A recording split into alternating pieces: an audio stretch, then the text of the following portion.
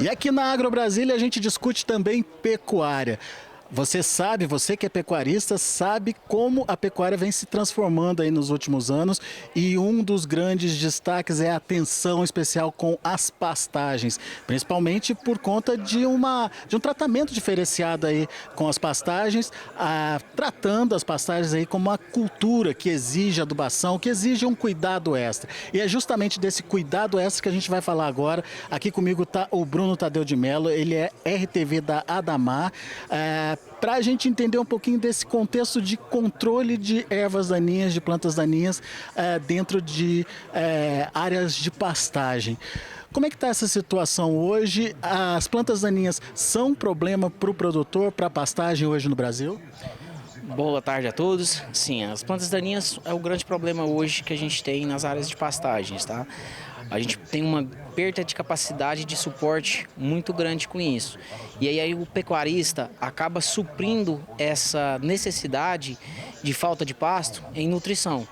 E aí o custo da produção fica maior. Você está me dizendo que se ele fizer um controle bem feito de plantas daninhas, ele aumenta a capacidade de produção do pasto dele e pode até deixar de lado essa suplementação? Não vou falar deixar de lado, mas ele pode diminuir o que ele gasta com nutrição e ele ganha um aumento na capacidade de suporte.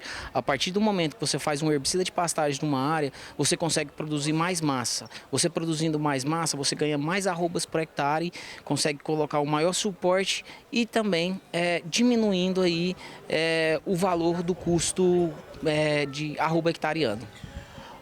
Uma pastagem onde tem problema aí de plantas daninhas, então ela perde como? Aonde que está a perda aí? Existe uma concorrência direta entre daninha e pastagem? Sim, a planta daninha, ela concorre por luz, água e nutrição, juntamente com o capim. A gente até da pecuária, a gente tem um dizer que a grande invasora é o capim.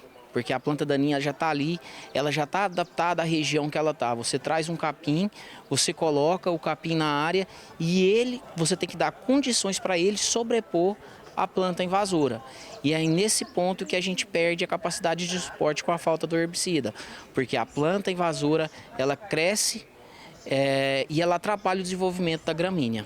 E o que o produtor tem que entender na hora de fazer um bom controle com o herbicida aí para pastagem? Ele tem que entender, a primeira coisa é a identificação da planta invasora que ele tem, tá? Segundo, o estágio. Planta invasora, se é para a gente fazer um controle foliar, a gente sempre recomenda em épocas quentes e chuvosas. Numa área tenha chovido pelo menos aí 250 milímetros para começar uma aplicação de herbicida, tá? Porque a gente precisa de umidade.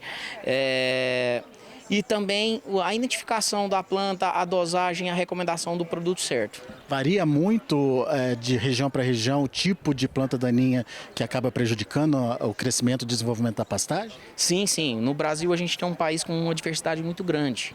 Então, em alguns locais a gente tem problemas de malvas, outros lugares problemas de assapeixe, em outras regiões de cerrado aí plantas mais duras como cagaita, lixeira, então depende aí muito da região que você está para identificar aí qual o seu alvo, seu problema. Ô Bruno, você começou falando para a gente que o primeiro ponto que o produtor tem que entender é o que ele tem ali de erva daninha, identificar qual que é a erva daninha ali. A partir dessa identificação, como é que começa esse controle? Qual é o momento exato de entrar com a aplicação de herbicida? Tá, o momento de aplicação de herbicida, se for numa área de reforma, a gente fala aí entre 60 a 90 dias após a germinação do capim. Tá? Áreas que já tem a pastagem plantada, a gente recomenda aí ter chovido esses 250 milímetros pelo menos, para a gente começar uma aplicação. E aí você faz a identificação da planta e aí você vai para a estratégia de controle, se ela vai ser localizada, se ela vai ser tratorizada, se ela vai ser aérea, dependendo de região do país que você esteja. E a Adamar está trazendo um novo herbicida aí para fazer esse tipo de controle. Que herbicida é esse? Quais as características dele? A gente está trazendo, sim, a gente está trazendo uma inovação, tá com a gente aqui na feira, que é o Forasteiro. É um produto que tem um ganho de formulação, um produto de 3 ativos, tá? É um produto que vem de plantas herbáceas a semi-lenhosas, então vai encaixar muito bem nesse mercado aí de herbáceas, semi-lenhosas, de plantas de fácil e médio controle, tá? É um produto que ganha, como eu já falei, ganha muito em formulação, ganha muito em diversidade de planta, e é uma característica muito boa de se falar do forasteiro, é a questão da seletividade com a gramínea, tá? A gente vem observando em todos esses anos que a gente vem desenvolvendo esse produto, que ele é um produto que não deixa fito, que não atrapalha o desenvolvimento da gramínea. Vamos entender melhor, então, cada um desses pontos que você citou. Quando você tem essa tripla ação, você está facilitando, inclusive, a operação e o resultado no campo. Isso, você está facilitando a operação, você não tem misturas de tanque, você não tem misturas na fazenda, você já tem um produto que ele é pronto. É chegar, colocar dentro do pulverizador, colocar dentro do avião, colocar dentro do drone e sair para aplicação. E você falou também desse amplo espectro aí de ação, né? Por que isso é importante para o produtor hoje? Isso é importante para o produtor porque você tem um produto que você faz vários tipos de plantas daninhas numa fazenda. Como eu te falei, a diversidade do país é muito grande de plantas. Então, às vezes, dentro de uma mesma fazenda, eu tenho uma área que o problema é vassoura e na outra área o problema é, por exemplo, uma malícia. Então, a gente consegue, com esse produto, com um amplo aspecto que ele tem, a gente consegue, com ele mesmo, resolver os problemas dentro de uma fazenda, de uma mesma área. E você citou a seletividade como um fator importante também. Sem deixar fito? Isso. Seletividade. Por que a seletividade é importante?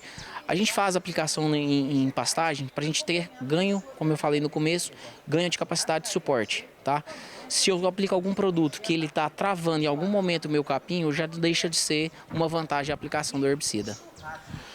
Quando eu faço, então, esse controle bem feito de daninhas, eu ganho em um suporte melhor de pastagem aí, mais tempo do gado ali se alimentando e isso de alguma forma economiza dinheiro.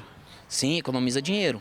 Como eu falei para vocês aqui no começo, a gente investindo em pastagem é o jeito mais barato de produzir arrobas hoje. É o custo mais barato de carne por hectare. Faz uma comparação para a gente. O custo que eu teria com a utilização do herbicida, por exemplo, numa pastagem. O custo médio de herbicida numa fazenda é de 6%. 6% é o que a gente, mais ou menos, que um produtor gasta para fazer umas áreas, tanto de plantas duras ou de plantas mole, entendeu? É mais ou menos 6% que ele gasta, de todo o investimento dele é 6% do herbicida. Se ele tiver que fazer uma suplementação, ele vai gastar muito mais que isso. Ele vai gastar muito mais que isso. Tem dados que falam que suplementação é de 35% a 40% do custo de uma fazenda. Ou seja, quando você faz um manejo bem feito, você tem uma pastagem de qualidade, você tem uma conversão melhor aí do seu animal e o resultado acaba aparecendo no bolso, financeiramente falando. Dicas importantes, portanto, para você pecuarista que está nos ouvindo, cuide bem do seu pasto como se fosse uma cultura e principalmente faça aí o seu controle de ervas daninhas da forma mais eficiente possível. Daqui a pouco a gente volta direto aqui da AgroBrasília 2023.